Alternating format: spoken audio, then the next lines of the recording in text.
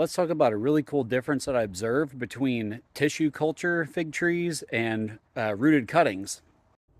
So we're going to focus on these two rooted cuttings specifically right here and here.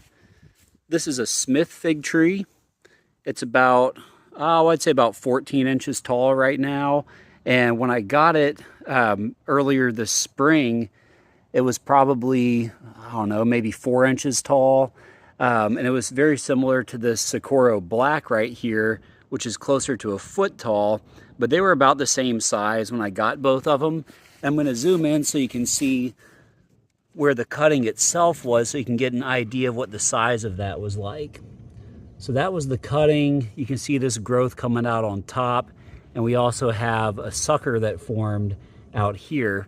So we're starting to establish some good canopy, but there were only about 2 to 4 leaves on each of these when I got them. All right, so now what we're going to do is walk over to where all the tissue cultures or cell cultures are. So I have them on the other side of the yard, and keep in mind that these are grown in a lab controlled medium where all the hormones are balanced out and they're in a sugar-rich environment. But these guys have just been exploding in growth. I mean, look at the canopies developing on them. That's just amazing. There are so many leaves. We have new wood forming all over the place, multiple trunks coming up. And some of these guys, they're actually getting decently tall. I mean, this one right here, this is probably about 10 inches. And when I got these, they were all about 2 to 3 inches tall with just a couple of leaves on them max.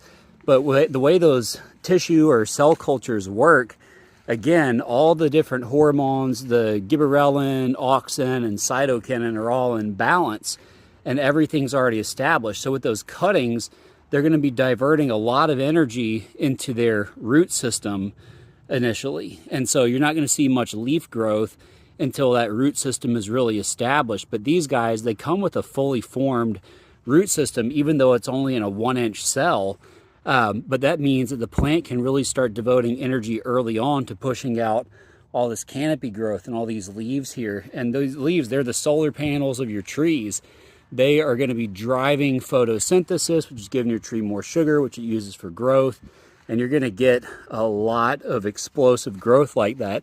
But keep in mind, because in general they're a little bit more fragile and they have so much foliage on them, they could lose water quickly. So you want to make sure that you're giving them plenty of water. And it's been rainy the past couple days here, so these guys have been well hydrated. And in that time period, man, they have just exploded in growth.